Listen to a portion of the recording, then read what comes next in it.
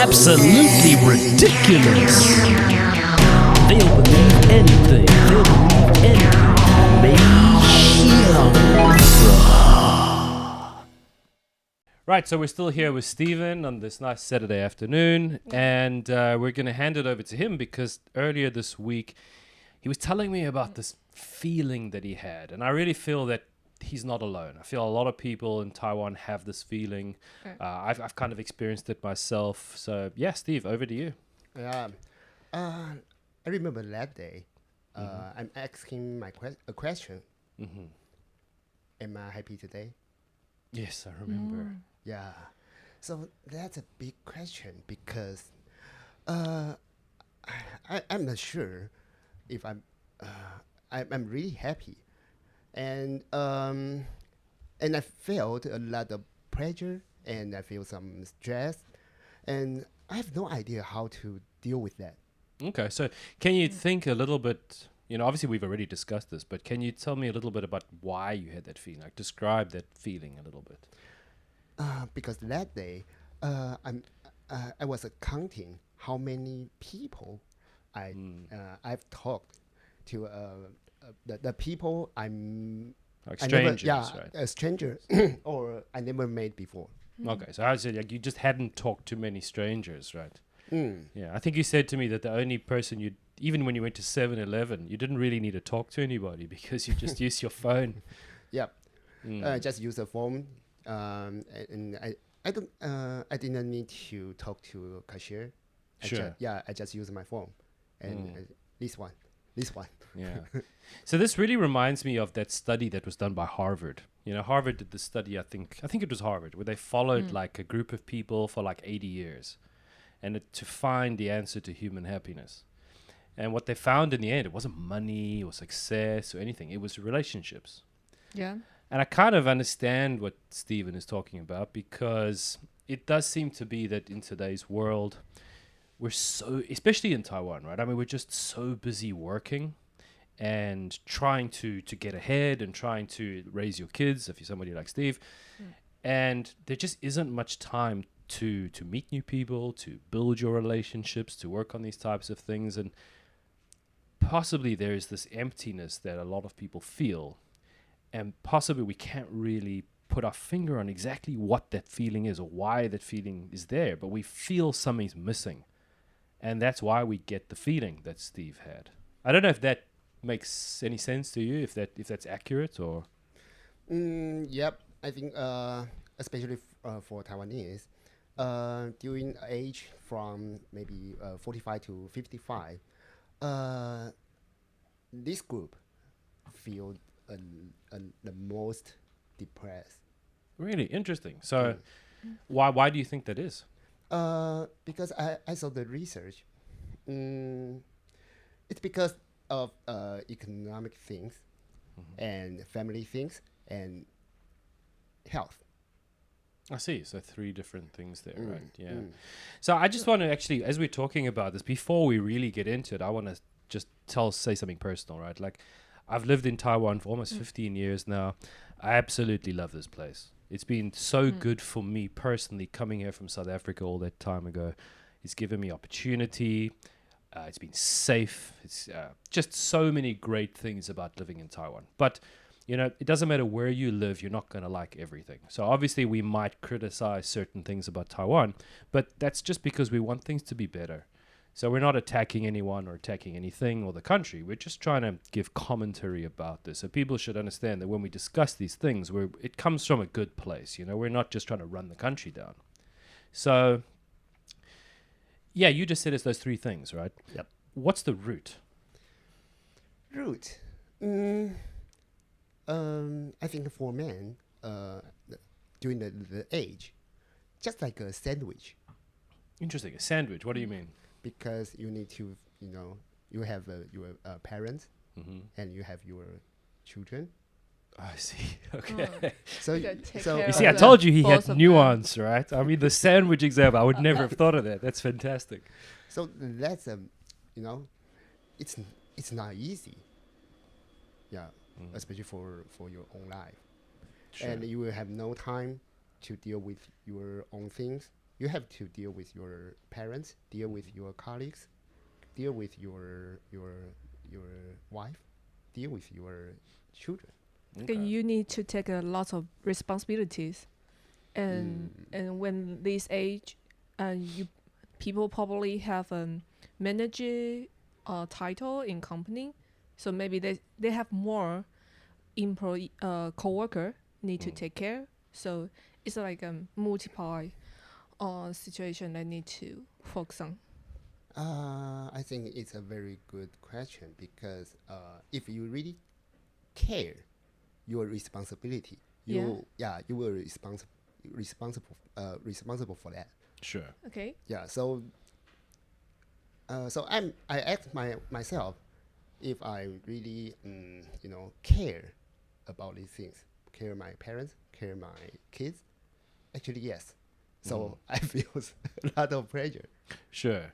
Yeah, and I mean, the interesting thing here is like you guys are both from Taiwan and I'm from South Africa. So it's often interesting if you have something to compare it to. So, that always makes it interesting. So one of the things I've noticed about living here, and obviously the people I know might just be a certain segment of the population. So I can't say I can understand everybody.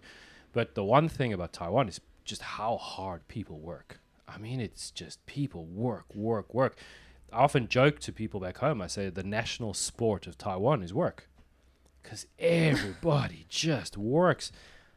And I don't know. I asked you this question, right? I don't know if the reason people work so hard is this just now. What was it like 20 years ago? Was it different? Did people have more time to spend with each other and doing things? Because in my work, I often ask people personal questions, and I'm always asking them like, what do you like about their hobbies or their interests? And it makes me feel pretty sad because a lot of people can't answer questions that I just work. I don't have hobbies. And I talk to them about current affairs, current issues in Taiwan, internationally, and they have no idea what I'm talking about because they're so busy working that they never have time to read. They never have time to learn new things, to spend doing hobbies. And that really makes me feel pretty sad because where I come from, at least 15 years ago when I left, like you couldn't get people to work on a Saturday very easily. If you asked someone, they'd say, no, that's my time to play sport or hang out with my buddies. And I don't know what it's like now in the evenings, but when I lived in South Africa, it's like you don't phone people after 9 o'clock at night, especially for work. If you phone someone, they pick up the phone in the evening, they'll say, hey, this better be important. Like, why are you calling me? And Sundays is family day, barbecues, cooking, go to someone's house, spend some time swimming. So for me, this is really, really different to see this. And because I've experienced that and now I experience this, I really feel bad. I feel like there's like a part of life that's missing for people. I don't know what you guys think, but... Okay. In my industry, I think because we don't have a specific on and off time. We are said it's like you need to finish your job. It's a responsibility, like 责任制. Okay. So and when you want to earn the credit and earn the money in this company, you have to work hard. So it's like the first priority of your life. Is to work hard. It's to work hard, and it's a culture. And if you don't finish it, it may harm your salary or your credit. And when you see lots of your coworker is busy at working, it's like a tribal mode. You will feel like a little bit weird when you not join them. I think that's one of the reason. And when it becomes like a habit, when you get free time, those people or we don't know what to do. Maybe just go out and get some eat some dinner, just like this. Okay. And do you think that people sacrifice their personal lives for their work lives a lot? Yeah. Okay. So, I mean, to make money, to have a job, you then focus a lot on that. And as you said, you're trying to push ahead with your career. But in the process, there are all these other things that you'd love to do and you don't get a chance to do. And what happens 10, 15 years later if you keep doing this? Like, have you gotten good at a sport? Have you gotten good at a hobby? Have you learned a new language? Have you done any of these things that actually take a lot of time to do? I'm guessing, and from the people that I've seen, possibly not. So you become this kind of one-dimensional person where like work takes preference over everything else. Yeah.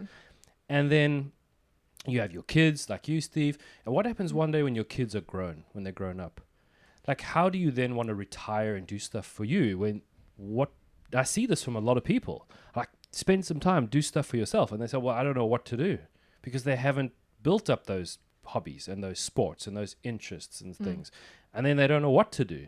And then you see a lot of old people who just seem bored and You like mean when lack they're life force. retired, they don't know what to do because they don't have any habit. Yeah, because in life you don't- build habits, right? So Right. you don't have that habit of doing those things for yourself. One of the greatest things I think that happened to me in life was the school I went to. Somebody said to me, they said, like, we want you to be a balanced, well-rounded person, that they're like different aspects of your life, like physical, spiritual, intellectual, family. And like, if you didn't want to play sport, if you weren't a sporty person, on a Friday when other kids played sport against other schools, they said you should go and support and go and clap your hands and go and watch.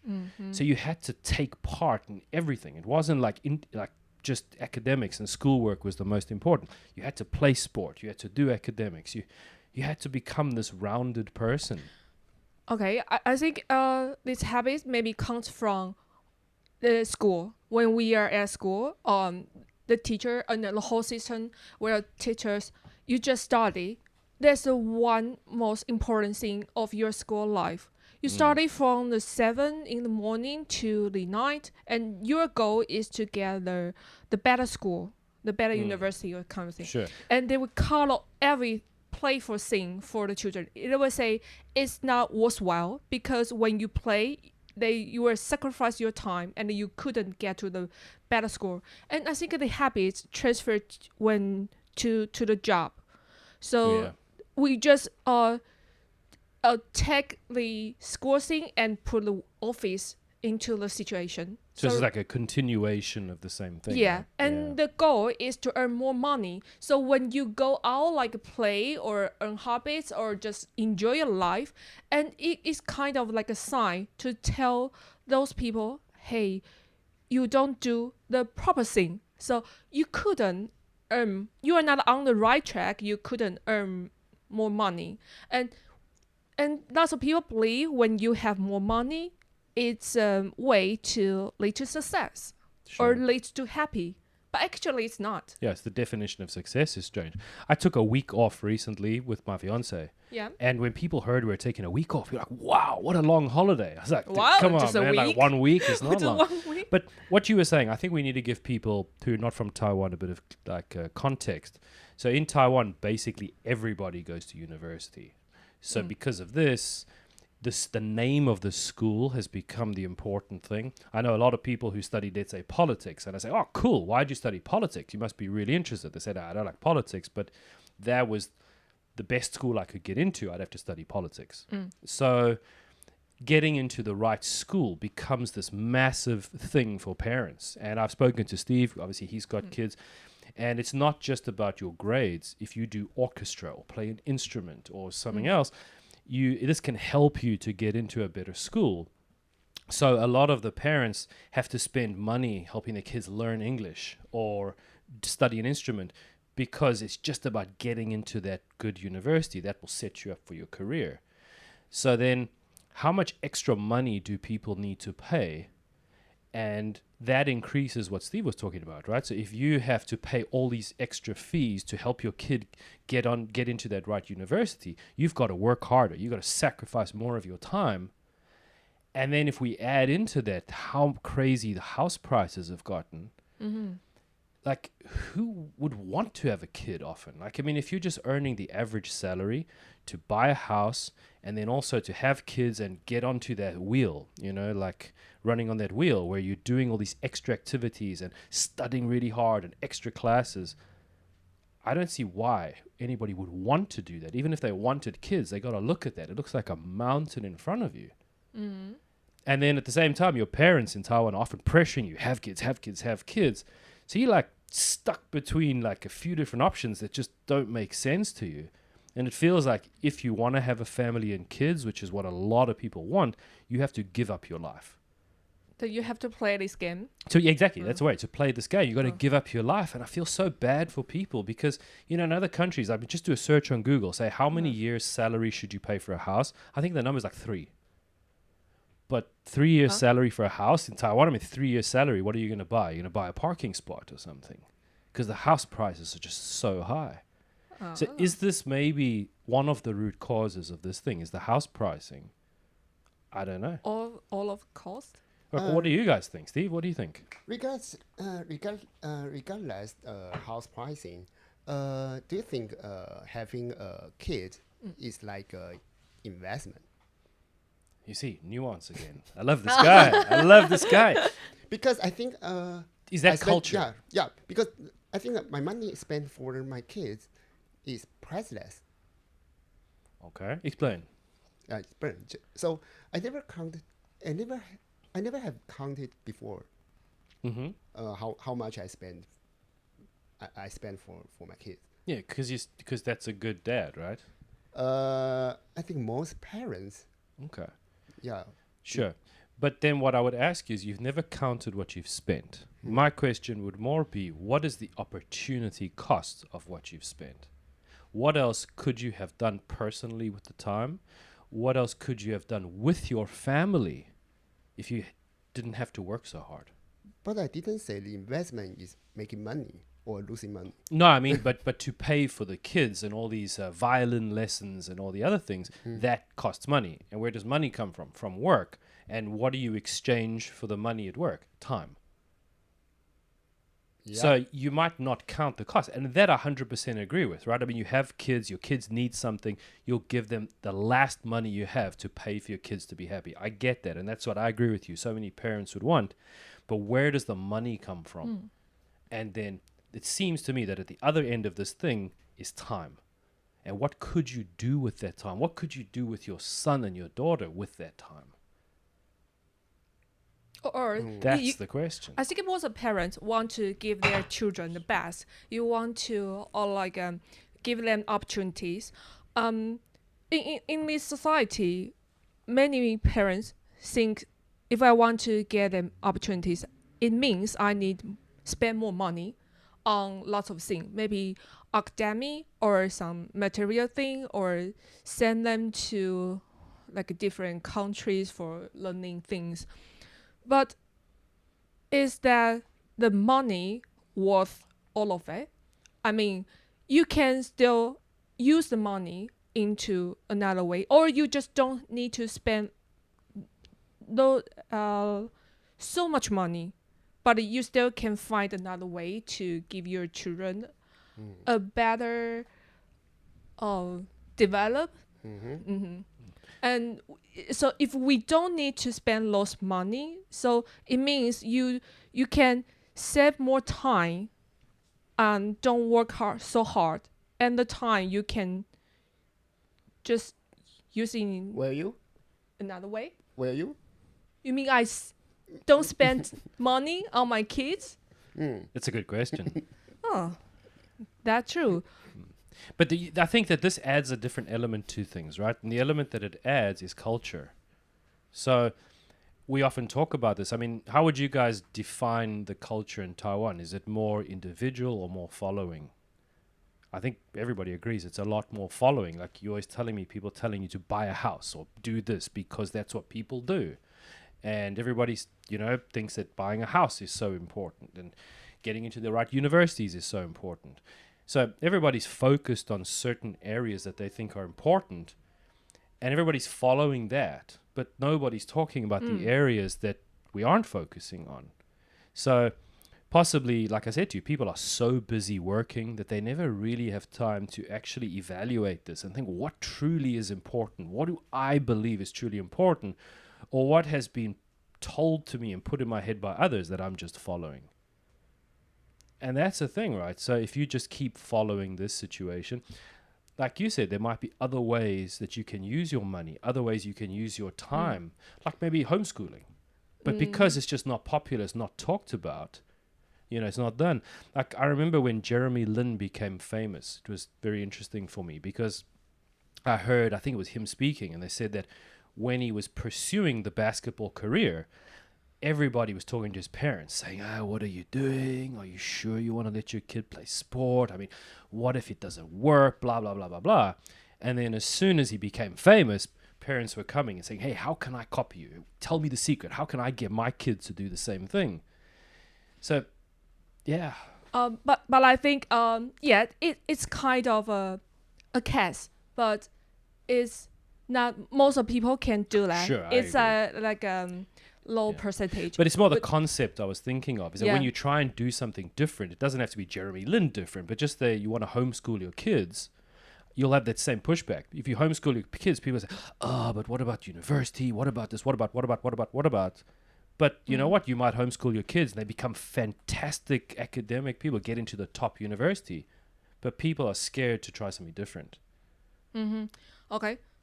So I want to go a little back to my question a little bit, but I think like spend money is like, but it's like a simple example. It's like, if you want the kids to learn logic, you can teaching about the simple game, or you can buy him a really expensive Lego toy. So it's kind of different. You can also bring him some ability, but it's a different choice.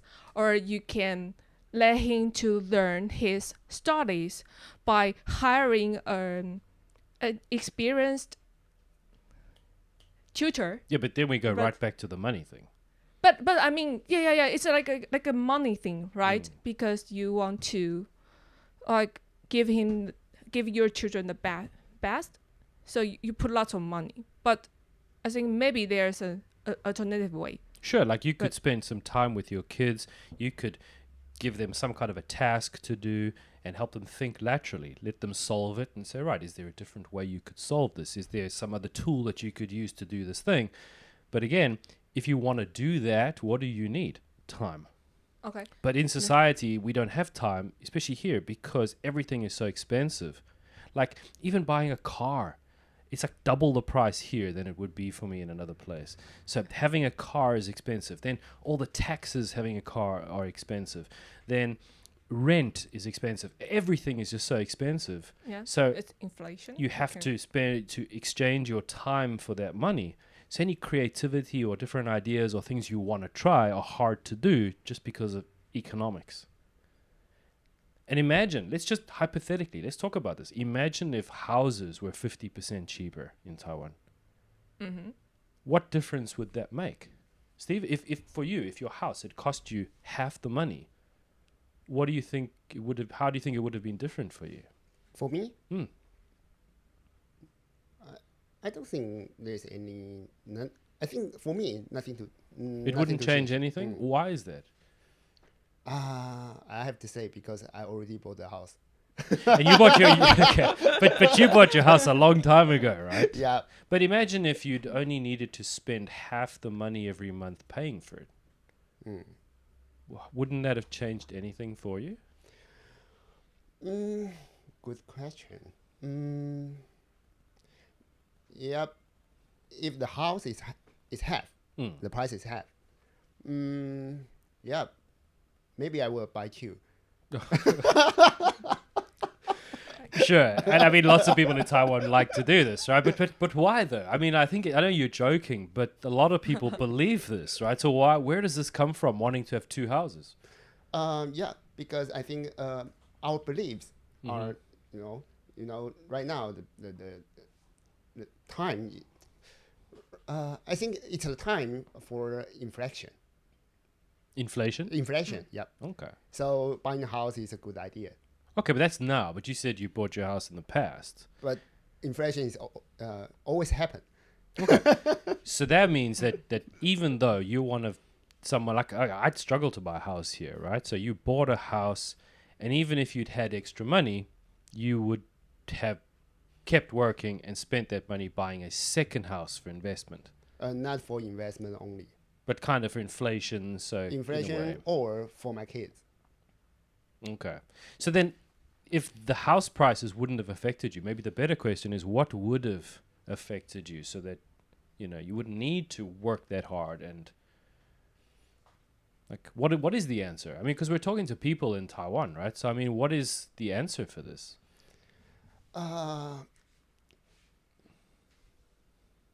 It will not affect me so much because, we just talked about the hobby things. And I think most people, the age like me, have no hobbies right now. So if people have no hobbies, why do they need to spend money? Well, the question I think is before that is why don't they have hobbies? I'm sure these people that you're talking about had interests or had ideas before, but something stopped them from pursuing those hobbies and learning those hobbies. So the answer is earlier in time, and maybe those people were working so hard that they didn't have time to start those hobbies. Now they get to the age you're talking about, and they don't know how to start. They feel too old to make change. Because, as people get older, change becomes more difficult. So I don't think the problem is started with the people the age you're talking about. Because I think it's hard for people to make change. Okay. So what is the average salary in Taiwan? From what I know, it's around 40,000 a month. 48, I think. It's now 48. Okay, so let's say, so the average salary is 48,000. What does an average house cost? 48. Depends which house. No, but I mean, like, if let's say, I mean, like, I look at where I live, my apartment, it's a very old building, no elevator. If I wanted to buy that apartment, it's 20 million. So if you're earning 48,000 a month and you got to buy an apartment for 20 million, how big a mountain is that? That's huge, right? So I've got to earn enough if I wanted to. So I would have to earn enough money to pay for that mortgage, right? I'd also probably, what I see a lot of people doing is borrow the money from my parents to pay the down payment, sorry. So now most of my salary every month is going to be going to paying off this house. And then if I want to take my family on a holiday, I will work even harder. So all my money and all my time is going into paying for this. And that's why I asked you the question, is that imagine if the payment for that house was half of that. I wouldn't need to work that hard to take my family on a holiday. I'd feel more confident to take a bit of time off to spend with my kids and to do things with them. So I keep coming back to the house price. Or think about you can earn lots of money. It's way more than your cost right now. It's like a feeling, like you earn lots of money and the cost is like a partial of it. So what would you do, you mean? If you had like double your salary in your current situation? Would that make a difference for you then?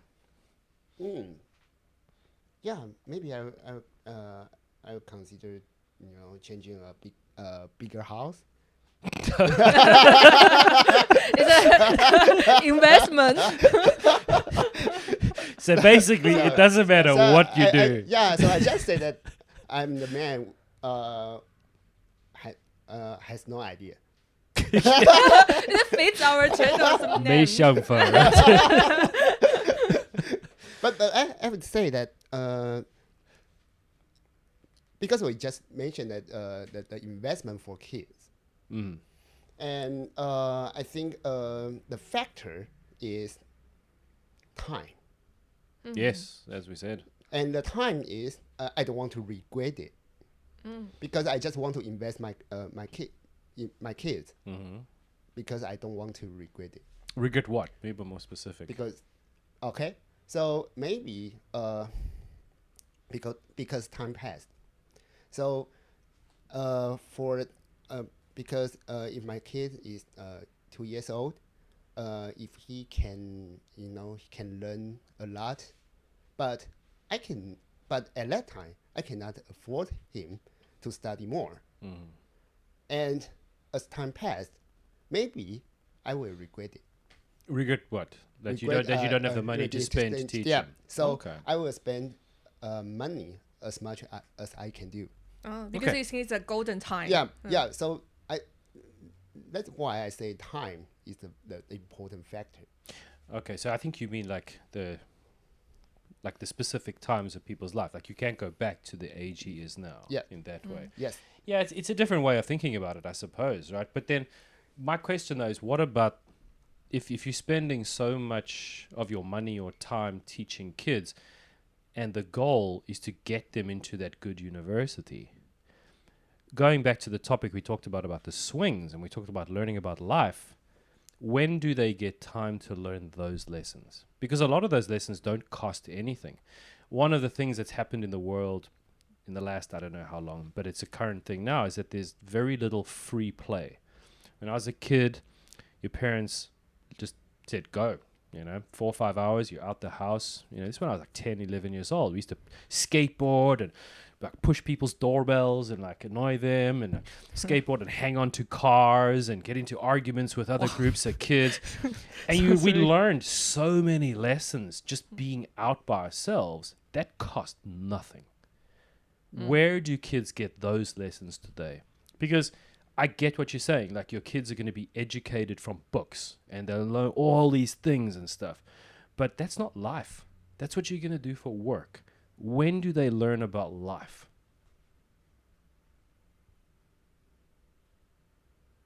Oh, it was a good question because silence. And then the second one, let me ask another question. How valuable are those life lessons that they're not getting? Could you put a monetary value to those lessons? You mean we still want to invest those kids, but there's still another way, like more valuable things. No, it's like school is important. I agree. Yeah, School I is know, important, but yeah. what about these other parts of life life? thing. Yeah. And where do you learn that? Because as you said, these kids spend like 7 a.m. to the night studying. Like I worked in the schools. It used to break my heart. I always think of this one little girl called Jeannie. She was this tiny little thing. And I couldn't believe it because she was the one kid who was literally there. She went to normal school and then went to the cram school, and she was there till 8 o'clock every night. Every single day, Monday to Friday, that's all she did. And my heart broke for this girl because, like, sure, she was learning English and she was learning other stuff, but what about the other lessons? Life lesson. Yeah. I mean, it didn't cost money, but Yeah. Some things are for free. You just need time to do them. but you need time, and Yeah. the time, whose time? Like you being with them, the time being with them. Sure. Or this is- just their time by themselves with no supervision, just being out in the world. Obviously appropriate for their age. You're not going to let your kid go 100 kilometers away from your house when they're young, but just like in a decent radius around your house, meeting other kids, learning to negotiate, learning all these important lessons that you cannot learn in a book. And I also wonder if kids were doing that more, would they find what they're passionate about? Because I see so many people and I say, what are you passionate about? They cannot answer me. That to me is a huge problem because it shows that you never had enough time to explore, to find what you want to do, and you're just doing what someone else told you to do, someone else's idea of a life. But because there is no right answer, so Agreed. and when time goes by, it just went by. It couldn't trace back. So people were afraid of their making wrong decision. Sure. So it's a formal. So it's better it's like a low risk. If I put money into academy, at least they learn something. Sure. It's like a But low let's risk, go to right? Stephen's example about time, because I throw it right back at you, right? Let's look at something like breastfeeding. I know this is going to sound strange, but when a mother feeds the baby from her boob, right? What happens? Some of the antibodies from the immune system get passed to the kid. Okay? If you don't let the kid feed from the boob, you also can't go back. So let's take that same example and look at this. What about lessons that you can only really learn well when you're young? And you can't learn them when you're an adult. So if you spent all your time studying when you were young and you never learned those lessons, and now as an adult, it's very hard to learn those same lessons, it's exactly the same thing that Steve was talking about. Yeah. You can't go back. But I wonder if our parents have the capability or ability to guide the kids. Probably not, because Yeah. they probably went through the same system. Yeah, that's the problem. Sure. So how? That's my again back to my question. How do you fix this? Even just a little bit. How? What's the way out of this? And I always, like I've said to you, Abby, believe that in life, balance is generally the answer to most questions, right? So how do we find balance? Because it seems like this situation is not balanced. And then I'm sure that there are other places where people don't study enough. And that's also not balanced. How do we get to a state of balance in Taiwan where kids can learn, book stuff, but can also learn about life and also find their own direction for their life? How do we get there? That's my question. Wow, so difficult Yeah. for me. Okay, so let them be balanced, But how? right? Because we should let the kids study failure. Failure. Mm-hmm. Yeah, I agree. And how do you study failure? Let them go. I agree. That's what I'm talking about, right? Give kids time to do stuff. And, it's not just always let them go. You can also put them in situations. You can put them in like a summer camp somewhere or somewhere where they can learn something else. Put them in different environments. So, but is that happening? I don't think so. It's not easy for parents.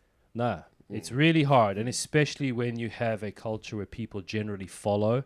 And if you aren't doing what other people are doing, others look at that negatively.